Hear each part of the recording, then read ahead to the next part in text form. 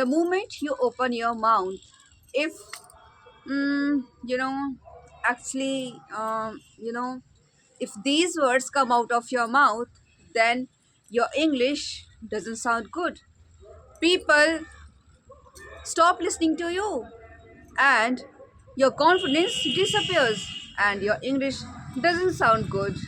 And these are called fillers. You are still into the habit of using lots of fillers, and that's why your confidence disappears. So, how to overcome these issues?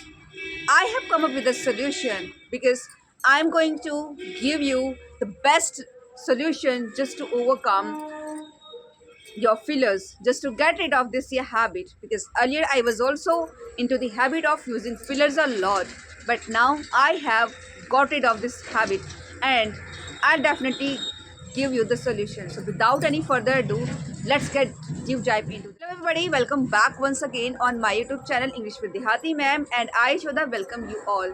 And friends, as I mentioned in today's video, I'm going to give you 3 ways to overcome, to get rid of the fillers, your this problem of using fillers while speaking English. And the third one is going to be a game changer at that too, without doing anything. So let's start it. When you speak English, do you feel nervous? You feel you use lots of fillers come automatically, and you know everything, still you say, I think, then it's not only you, it's not only your problem. Many of the learners, I would say 90% learners, they face this problem. And what is their problem? Grammar is not their problem, filler words are not their issue. This is something else, and that is your fear and the speed. These are the two issues on which you have to work on. Yes, friends, fear and your speed are the problems in terms of using lots of fillers. But I have good news. You are going to fix this issue without putting lots of efforts, because today I'm going to tell you only three ways which I have used, and most of the learners, most of the great speakers, they use three methods to overcome their fillers, to overcome the issue.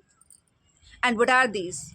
So, without wasting your time, let me reveal the secret. First and foremost, that you have to start doing from today onwards, you don't need to speak the big sentences. Yes, your sentences should be short and simple.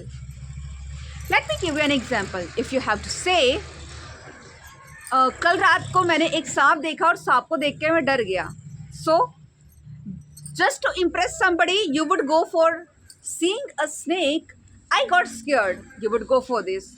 But if you are a beginner, or even if you know the best English, but if you don't want to take any chance while representing yourself before others, then go for the simple one. Yesterday, I was in the kitchen, and as soon as I stepped out of my kitchen, I saw a snake and I got scared. What's the difference? The difference was clear. You, instead of saying, yesterday seeing a snake I got scared, and you are here saying, last night I saw a snake, I got scared.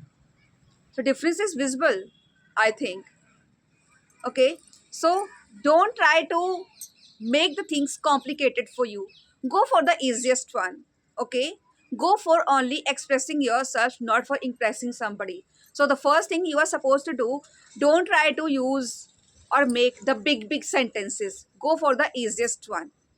Another one, the second one, which is also playing a crucial role just to overcome, just to get rid of this habit, and that is, you have to slow down your pace. Slowing down your pace of speaking, is it necessary?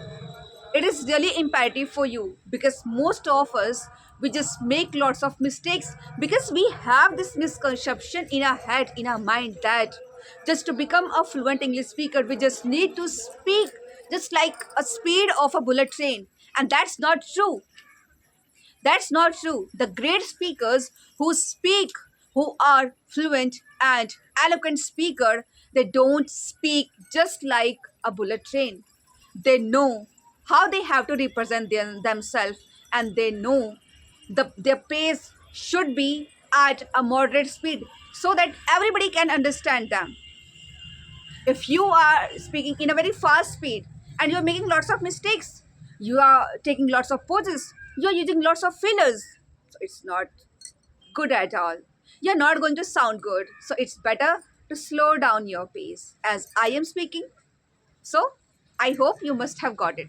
And the third one, which is going to be a game changer, and you have to do it without doing anything. You just need to start observing others. Yes, friends. What I am saying, you just need to learn. You just need to observe the great speakers, the eloquent speakers, the speaker whom you admire a lot, the way they take the poses. Yes, friends. Instead of using, I think actually, why not just silent? Your silence, it's more powerful. You know, I'm going to give you an example. Suppose I'm going to just say about something, the journey, the journey which I started 3 years ago. The moment I started my journey, I was totally shattered. I didn't have any ray of hope. However, I started speaking.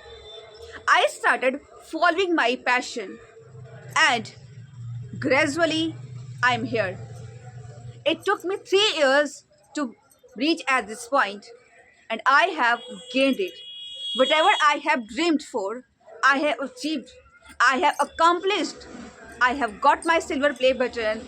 I have become a Josh Talk speaker. I was awarded by UP's Deputy Chief Minister. I was also honored in Mumbai by Barkha Dutt ma'am. So, what I'm saying, what I'm doing, I'm not using any filler words, any, actually nothing. But what I'm using it, I'm just using poses. Yes.